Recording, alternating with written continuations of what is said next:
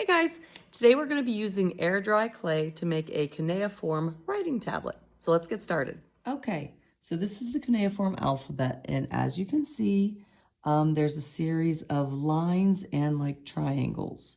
So in order to get those triangles, we need to focus on this little tippy tip point, not the flat edge, but the point to do our presses. You're going to be pressing into the clay at a higher angle if it's a short press like this one. If it's a short line, it's going to be a press.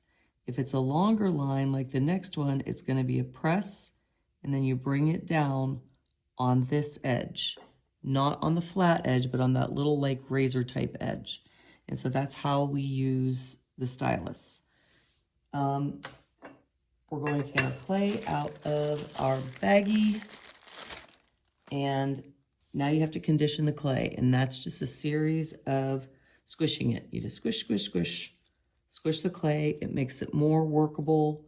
It conditions it, makes it softer, malleable. All right. So set that aside for a second. We're going to take our name tag, put it on the back of our tile, and we're going to stick our parchment paper on the top. We have already conditioned our clay. Don't forget that parchment paper. We don't want it sticking to the tile like mine did the first time, and that didn't go so well. And we're going to kind of form this into a bit of a rectangle shape.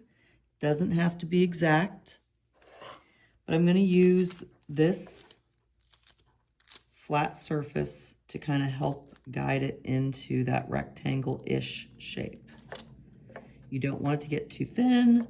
That can cause our stuff to crack, which is not what we're after. No cracked Cuneiform tablets. All right. If you absolutely have to use water, use a very, very, very little bit of water. I have experienced cracking when I've put too much water into air dry clay. Air dry clay just doesn't love a ton of water.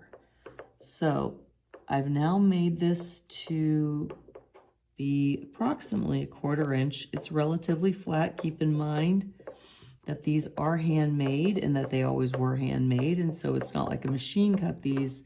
They don't have to be completely perfect.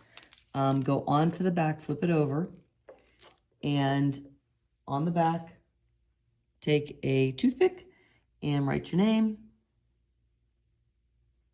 very lightly. I'm just gonna put Holly P. and flip her back over. This is a little bit of the terracotta clay that you're seeing here. I don't mind that because it's like kind of natural and it's a rustic look. We have both colors in here, so that's okay with me.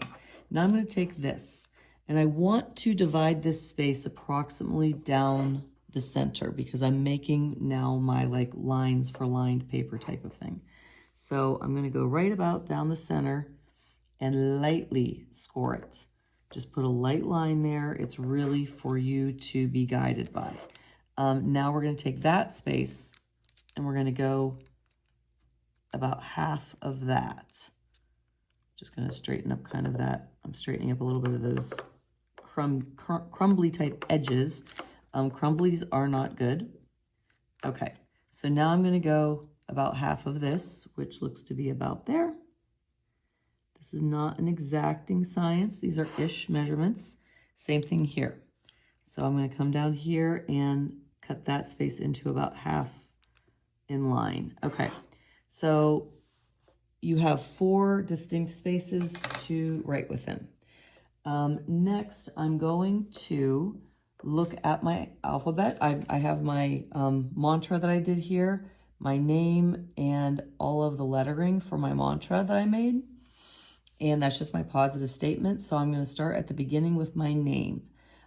First letter is an H. I highlighted this to make it easier for me to find. Okay, now these are long presses, so it's going to be corner, push down, corner, push down, corner, push down.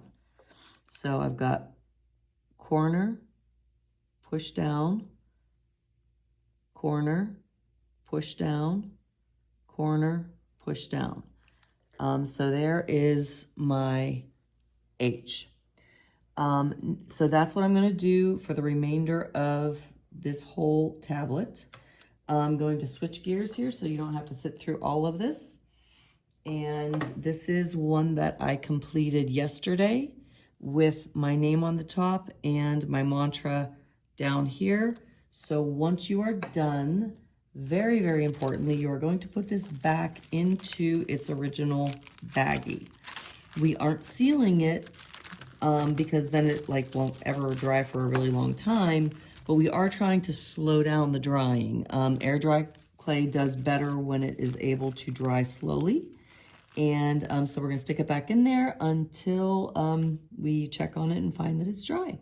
So that is it, and I hope you enjoy the project.